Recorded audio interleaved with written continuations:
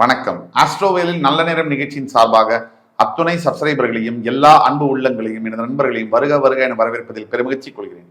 வக்ரதுண்ட மகாகாய சூரியகோடி சமப்பிரப அவிக்னம் குருமே தேவ சர்வகாரியேஷு சர்வதா. தென்னாட்டுடைய சிவனை போற்றி, என் நாட்டவர்க்கும் இறைவா போற்றி. நண்பர்களே, இந்த புத்தம் புதிய காணொலிக்கு உங்கள் அத்துணை பேரையும் வரவேற்பதில் மிக்க மகிழ்ச்சி கொள்கிறேன். 2026 சனி பயிற்சி வாக்கிய பஞ்சாங்கப்படி கும்பராசியிலிருந்து மீனராசிக்கு சரியாக மார்ச் 6 அன்னைக்கு பெயரவிருக்கின்ற சனி பகவான். இந்த பலன்கள் 12 ராசிக்கு என்ன செய்யும் அந்த வகையில இன்றைக்கு நம்ம பார்க்க போறது கடகராசி. கடகராசிக்கு தற்சமயம் வாக்கிய பஞ்சாங்கப்படி அஷ்டம சனி நடந்து கொண்டிருக்கிறது. கடந்த 2.5 வருஷமா துயரத்துடைய உச்சம் கடகராசி பார்த்திருக்காங்க.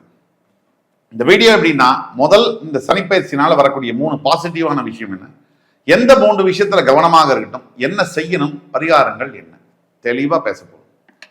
கடகராசிக்கு தற்சமயம் 2.5 வருஷம், அதாவது என்ன சொல்லுவாங்க, விதிகள் என்ன சொல்லுது ஜோதிடத்தில் அப்படின்னா, 7.5 வருஷம் சனி பகவான் 7.5 சனியில தரக்கூடிய கஷ்டத்தை மாத்திரை வடிவத்துல கேப்சூல் ஃபார்மேட்ல 2.5 வருஷத்துல அஷ்டம சனியில கொடுப்பார் அப்படின்னு சொல்லுது.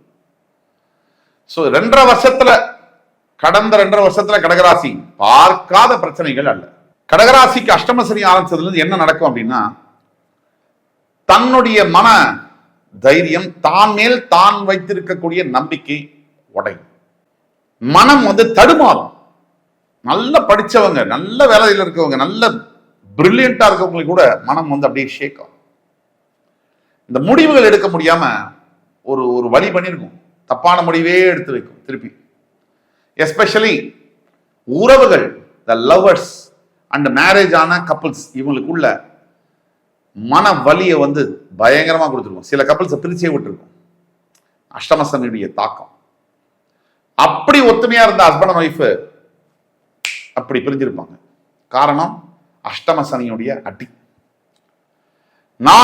எனக்கெல்லாம் இந்த மாதிரி நடக்குமா அப்படின்னு நினைச்ச மனைவி கணவன் அவங்களோட பிரிஞ்சிருப்பார்.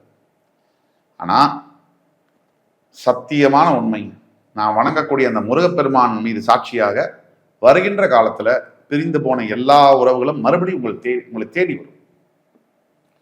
பிரிந்து போன கணவன் மனைவி ஒன்றாக சேருவீங்க. வாழ்க்கை மறுபடியும் 4th கியர் எடுக்கும். ஏன்னா அஷ்டம சனி முடிஞ்சு சனி பகவான் பாக்யஸ்தானத்திற்கு போய் அங்கிருந்து உங்களுடைய லாபஸ்தானம் என்று சொல்லக்கூடிய 11ஆம் வீடு என்று சொல்லக்கூடிய ரிஷபத்தையும், உங்களுடைய 3ஆம் வீடு என்று சொல்லக்கூடிய கன்னியையும், உங்களுடைய 6ஆம் வீடு என்று சொல்லக்கூடிய தனுசு, அந்த இடத்தையும் பார்க்கிறார். 11ஆம் வீடு, 3, 6 இந்த இடங்களை பார்க்கிறார். முதல்ல 8ஆம் வீட்டிலிருந்து 9ஆம் வீட்டுக்கு போகக்கூடிய சனி பகவானால அஷ்டம சனி முடியும். மார்ச் 6 வரைக்கும் கொஞ்சம் பல்ல கடிச்சிட்டு இருக்கு. இப்ப அனுபவிச்சுட்டு இருக்கிற விஷயங்கள்லாம் டோட்டலா மாறும். இந்த 2.5 வருஷம் நீங்க பட்ட கஷ்டங்கள், அவமானங்களுக்கு பதில் இருக்கா அப்படின்னு கேட்டீங்கன்னா பதில் இருக்கு. அந்த பதில் மார்ச் 6க்கு அப்புறம் வரும். சார் இவ்வளவு கஷ்டப்பட்டுட்டு அதுக்கப்புறம் என் பதில் வந்தா என்ன, வரலனா என்ன அப்படிங்கிற விரக்தி, ஹேட்ரட் அப்படிதான் பல பேருக்கு இருக்கு. எப்பவுமே எல்லாருடைய வாழ்க்கையிலுமே ஒரு விஷயம் கெட்டதா நடக்குதுன்னா அந்த நேரத்துல நம்ம கடவுளை திட்டுவோம், எல்லாரையும் பழிப்போம், வாழ்க்கையை வேஸ்ட். இது மனிதனுடைய இயல்பு, மனதுடைய இயல்பு.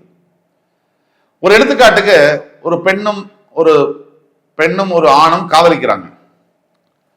அந்த காதல் அந்த பையன் திருமணம் ஆகணும்னு வேண்டிக்கிறான். இப்ப கடவுள் இருக்காரு. கடவுள்கிட்ட போய் அந்த பையன் கேட்கிறான், என் காதலை எப்படியாவது சேர்த்து வச்சு திருமணம் ஆகணும்னு வேண்டிக்கும். இதுதான் இயல்பு. கடவுள் தெரியுது அவருக்கு, திருமணம் ஆனால் அந்த பையன் பயங்கரமா கஷ்டப்படுவான். இந்த பெண்ணுக்கும் ஆணுக்கும் மிகப்பெரிய தகராறு நடந்து சட்டையை கிடைச்சிட்டு பிரிஞ்சிருவாங்க, கோர்ட்டு கேஸ், வக்கீல், போலீஸ். இப்ப கடவுள் அவனுடைய காதலை நிறைவேற்ற வேண்டுமா, நிறைவேற்றக்கூடாதா? இதுதான் கேள்வி. நிறைவேற்றினா ஃபுல் லாங் டேர்முக்கு அவனுக்கு பிரச்சனை. அன்னைக்கு திரும்பியும் கடவுளை அன்னைக்கே பிரிச்சிருக்கலாமே. நிறைவேற்றலைன்னா என் காதலை நிறைவேற்றலையே, கடவுளே இல்லைன்னா. இப்படிதான் ஜோதிடர்களுடைய நிலைமையுமே. நெகட்டிவா சொன்னா நெகட்டிவ், பாசிட்டிவா சொன்னா பாசிட்டிவ், ரெண்டுமே தப்புன்னா இதுக்கு நடுவில் சொல்லவே முடியாது. அதனால நான் சொல்ல வரக்கூடியது என்னன்னா, கடகராசியை பொறுத்த வரைக்கும் பல விஷயங்கள்ல இதுக்கு முன்னாடி என்ன வேணா நடந்திருக்கலாம். அடுத்த கட்டம் வாழ்க்கையில நம்ம நகர்ந்தே ஆகணும் இல்லையா, அங்கேயே இருக்க முடியாது. சோகத்திலேயே உலகத்திலேயே பெரிய சோகம் அப்படின்னு நினைக்கிறது என்ன தெரியுமா? பெற்றவர்கள் உயிருடன் இருக்கும் பொழுது தாம் பெற்ற குழந்தைகளை இழப்பதுதான். அதுக்கு மேலாம் ஏதாவது இருக்கா? பணத்தை இழந்து, வேலை இழந்து, சொத்தை இழந்தா கூட பெற்றவர்கள் தான் பெற்ற குழந்தையை இழப்பதற்கு மேல ஒரு வலி இருக்கவே முடியாது. ஆனா அந்த வலி கூட மறையும். அந்த ஏன் மறையும்னா காலத்திற்கு அவ்வளவு சக்தி இருக்கு. இப்போ இந்த அஷ்டம சனி காலகட்டத்துல உங்க வாழ்க்கையில என்ன வேணா நடந்திருக்கலாம். பிரச்சனைகள், தோல்விகள், விரக்தி, மனம் அப்படியே உடைஞ்சு போயிருக்கலாம், பண இழப்பு, அவமானம், என்ன வேணா எது நடந்தாலும் அந்த எபிசோட் முடிய போகுது. ஒரு ஃபுல் ஸ்டாப் எல்லாத்துக்குமே உண்டு. அந்த ஃபுல் ஸ்டாப் வரப்போகுது.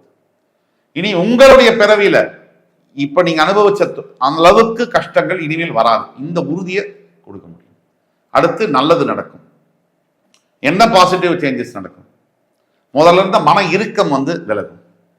ரெண்டாவது, நீங்க இப்ப ஏதாவது ஒரு முயற்சி பண்ணீங்கன்னா சக்சஸ் ஆகும். முதல்ல தடை தாமதங்கள் இழுத்துக்கிட்டே இருந்துச்சு, இப்போ தொட்ட உடனே அது துலங்கும். மூன்றாவது, போன உறவுகள் எல்லாம் மறுபடியும் உங்களை தேடி வருவாங்க. நீங்க செஞ்ச நல்லதை நினைச்சு வருவாங்க. கவனமாக எங்க இருக்கணும்னா பண விஷயங்கள்ல கவனமாக இருக்கணும். அனாவசியமான செலவுகளை கட்டுப்படுத்த வேண்டும். 2, உடலம்ப பார்த்துக்கிற விஷயத்துல கவனமாக இருக்கணும்.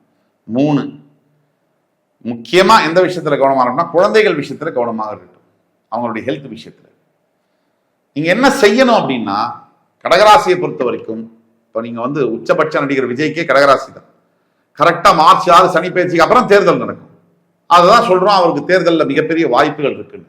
அப்படிதான் கடகராசியில பிறந்த ஒவ்வொருத்தருக்கும் உங்களோட வாழ்க்கையில டர்னிங் பாயிண்ட், ஏதாவது ஒரு திருப்பு முனை எல்லார் வாழ்க்கையிலையும் இருக்கு. அது மாதிரி திருப்பு முனைகள் வரப்போகுது, இருக்கு. மார்ச் 6க்கு அப்புறம் இருக்கு.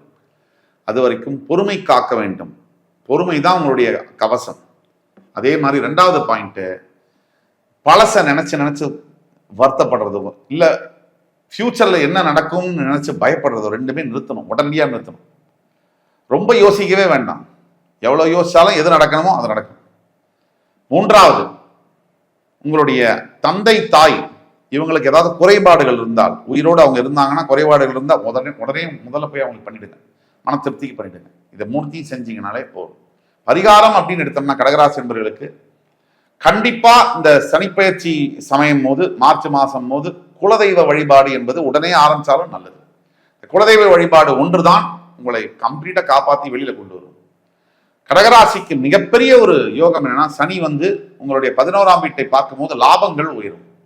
அவர் உங்களுடைய 3ஆம் வீட்டை பார்க்கும்போது தைரியம் கொஞ்சம் பதட்டம் இருக்கும். இது செஞ்சா சந்தேகம் இருக்கும், ஜெயிச்சிருமா இல்லையானா, அது தேவையில்லை. இங்கதான் ரொம்ப கவனமா இருக்கும். அதே மாதிரி உங்களோட 6ஆம் வீட்டை சனி பார்க்கும்போது எதிரிகள் ஒழிவார்கள், கடன் ஒழியும், எதிரிகள் ஒழிவார்கள், நோய்கள் ஒழிந்து போகும். இப்ப கடகராசிக்கு ஒட்டுமொத்த சனி பயிற்சி என்பது ஒரு பிரமாதமா இருக்கு. இது வரைக்கும் இல்லாத கஷ்டங்கள் எல்லாம் விலகி நல்ல நிலைக்கு உங்களை கொண்டு போக போகுது. அப்படி இருக்கும்போது ஜாக்கிரதையா அதை முழுசா பயன்படுத்தி கொள்வது உங்கள் கையில் தான் இருக்கு. இந்த எபிசோடு உங்களுக்கு பிடிச்சிருக்கும்னு நம்புறேன். அடுத்து வரும் எபிசோட்ஸ்ல மறுபடியும் உங்கள் எல்லோரையும் சந்திக்கும் வரை உங்களிடம் விடைபெறுவது உங்கள் சுபாஷ் பாலகிருஷ்ணன். நன்றி, வணக்கம், வாழ்க வளமுடன்.